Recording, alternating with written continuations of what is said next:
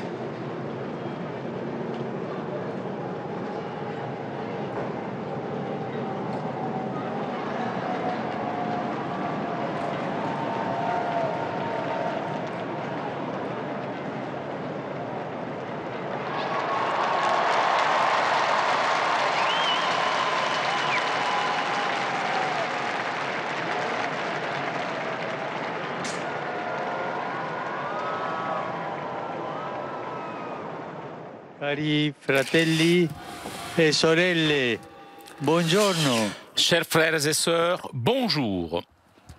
L'odierno episodio evangelico L'épisode de l'évangile de l'aujourd'hui termine les enseignements donnés par Jésus dans le temple du Jérusalem et met en évidence deux figures opposées, le scribe et la veuve. Mais pourquoi ils sont opposés, ces deux personnes? Le scribe représente les personnes importantes, les personnes riches, influentes. L'autre, la veuve, représente les derniers, les pauvres, les faibles. En réalité, le jugement de Jésus vis-à-vis des scribes ne concerne pas toute la catégorie des scribes, non, pas toutes, mais fait référence à ceux qui parmi eux affichent leur position sociale, se vantent du titre de rabbi, c'est-à-dire maître, aiment être révérés et occuper les premières places. Ce qui est pire est que leur ostentation est de nature religieuse, puisqu'ils prient longuement pour se montrer et ils se servent de Jésus pour s'accréditer comme les défenseurs de sa loi. Et cette attitude de supériorité et de vanité les conduit au mépris pour ceux qui comptent peu ou se trouvent dans une position économique particulièrement difficile, comme c'est le cas de la veuve. Jésus démasque cette attitude perverse, dénonce l'oppression des faibles qui est faite instrumentalement sous la base de motivations religieuses en disant clairement que Dieu est du côté des derniers. Et pour bien graver dans l'esprit des disciples cette leçon, il leur offre un exemple vivant. Une veuve pauvre, dont la position sociale n'avait aucune importance, parce qu'elle n'avait pas de mari qui pourrait défendre ses droits, et donc est devenue une proie facile de quelques créditeurs sans scrupules, puisque ces créditeurs persécutaient les faibles pour être payés. Cette femme va déposer dans le trésor du temple seulement de petites pièces de monnaie, tout ce qu'elle lui restait, fait son offre, en essayant de passer inobservée, presque ayant honte. Mais c'est justement dans cette humanité qu'elle réalise un acte chargé d'une grande signification religieuse et spirituelle. Ce geste plein de sacrifice n'échappe pas au regard attentif de Jésus qui même, dans ce geste, voit briller le don total de soi auquel il veut éduquer ses disciples. L'enseignement qu'aujourd'hui nous offre nous aide à récupérer ce qui est essentiel dans notre vie et favorise une relation concrète et quotidienne avec Dieu. Frères et sœurs, les mesures, les poids du Seigneur sont différentes des nôtres. Il pèse différemment les personnes et leurs gestes. Dieu ne mesure pas la quantité, mais la qualité. Il scrute le cœur, regarde la pureté des intentions. Cela signifie que notre donner à Dieu dans la prière et aux autres dans la charité devrait toujours échapper au ritualisme, au formalisme, ainsi que de la logique du calcul, et doit être expression de gratuité. Comme Jésus a fait avec nous. Il nous a sauvés gratuitement. Nous n'avons pas payé notre rédemption. Il nous a sauvés gratuitement. Et nous devons faire les choses comme expression de gratuité. Voilà pourquoi Jésus montre cette veuve pauvre et généreuse comme modèle de vie chrétienne qu'il faut imiter. Nous ne connaissons pas son nom, cependant nous connaissons son cœur. Elle sera sans doute au ciel et nous irons la saluer dans le ciel, sûrement. Et c'est le cœur de cette femme qui compte devant Dieu. Lorsque nous avons la tentation d'apparaître, de comptabiliser nos gestes d'altruisme, lorsque nous sommes trop intéressés par le regard d'autrui, lorsque nous nous pavoisons, nous devons penser à cette femme. Cela nous fera du bien, nous aidera à nous dépouiller du superflu pour aller à ce qui est vraiment important et rester humble. La Vierge Marie donne pauvre, elle qui s'est donnée totalement à Dieu, nous soutienne dans le propos de donner au Seigneur et à nos frères pas quelque chose de nous, mais nous-mêmes dans une offre humble et généreuse.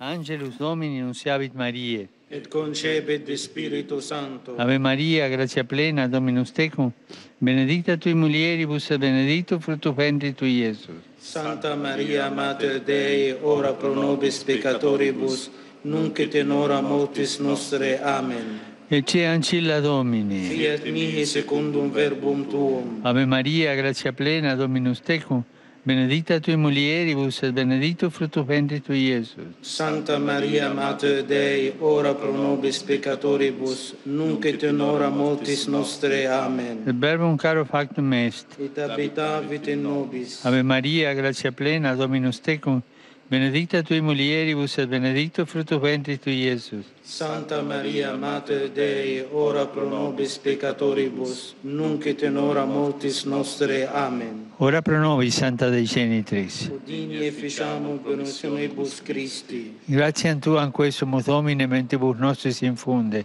ut qui angelo nunziante Christi Filii Tui incarnatione coniovium, per passionem eius et crucem, a resurrectionis gloriam perducamur, per eundem Christum Dominum nostrum. Amen. Gloria Patri et Filio et Spiritui Sancto. sic ut erat in principio et nunc et semper et in saecula saeculorum. Amen. Gloria Patri et Filio et Spiritui Sancto. Sic ut erat in principio et nunc et semper et in saecula saeculorum. Amen. Gloria Patri et Filio et Spiritui Sancto. Sic ut erat in principio et nunc et semper et in saecula saeculorum. Amen. Pro fidelibus defuntis, requiem aeternam dona eis Domine. Et luxe perpetua luce Teis. Requiescant in pace. Amen.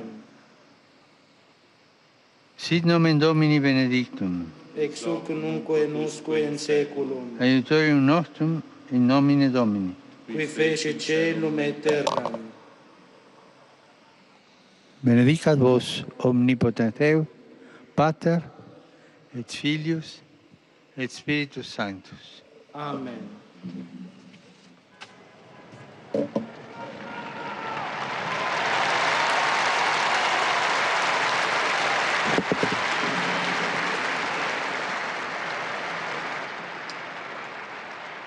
Cari fratelli e sorelle, Chers frères et sœurs, hier à Barcelone a eu lieu la béatification de Père Théodore Hilera de l'Olmo et de 15 compagnons martyrs. Il s'agit de 13 consacrés et 3 fidèles laïcs. À la congrégation de Saint-Pierre en Vincoli appartenaient 9 religieux et laïcs. 3 religieuses étaient capucines de la Mère du Divin Pasteur et une était franciscaine du Sacre-Cœur. Ces nouveaux bienheureux ont été tous tués à cause de leur foi dans les lieux différents et pendant la guerre et la persécution religieuse du siècle dernier en Espagne. Louons le Seigneur pour ces témoins si courageux et je vous demande de les applaudir.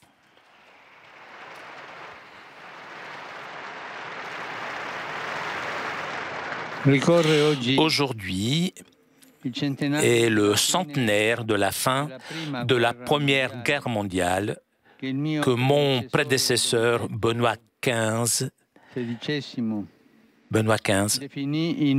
avait appelé un massacre inutile. Pour cela, aujourd'hui, à 13h30 en Italie, les cloches du monde entier sonneront, même les cloches de la basilique de Saint-Pierre pourront retentir. La page historique du premier conflit mondial est pour tous un avertissement sévère à repousser la culture de la guerre et à chercher tous les moyens légitimes pour arrêter les conflits qui ensanglantent encore beaucoup de régions du monde. Il semble que nous n'apprenons pas. Alors que nous prions pour toutes les victimes de cette tragédie, nous disons avec force, il faut investir sur la paix et non sur la guerre. Et comme signe emblématique, prenons le signe du grand Saint-Martin de Tours, dont nous faisons mémoire aujourd'hui. Il a coupé son manteau pour le partager avec un pauvre. Ce geste de solidarité humaine montre à tous le chemin pour bâtir la paix. Dimanche prochain, on célébrera la Journée mondiale des pauvres avec beaucoup d'initiatives d'évangélisation, de prière et de partage. Ici aussi, sur la place Saint-Pierre, a été apprêté un présidium sanitaire pendant une semaine, offrira des soins à tous ceux qui se trouvent en difficulté. Je souhaite que cette journée favorise une attention croissante aux nécessités des derniers, des marginaux, des affamés.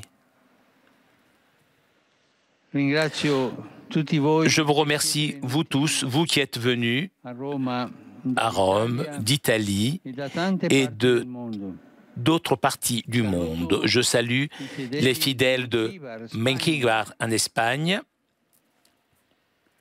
les fidèles de Barcelone, le groupe du Cœur Immaculé de Marie, venu du Brésil, et le groupe de l'Union mondiale des enseignants catholiques. Je salue le centre touristique Acli de Trento, les fidèles de San Benedetto Po et les confirmants de Ciuppano. Je salue aussi beaucoup de Polonais qui sont ici. Et il y en a beaucoup. Je vous souhaite à vous tous un bon dimanche et s'il vous plaît, n'oubliez pas de prier pour moi. Bon déjeuner et arrivederci. Au revoir. Chers amis, nous arrivons à la conclusion de notre liaison avec Rome. Vous avez entendu le Saint-Père parler de la journée mondiale des pauvres, journée que vous pourrez suivre bien évidemment sur votre chaîne préférée. Un grand merci à Corinne qui était aujourd'hui à la technique. Merci aussi au Vatican pour ces images. Merci à vous pour votre fidélité. Je vous souhaite une très bonne journée et à très bientôt sur KTO.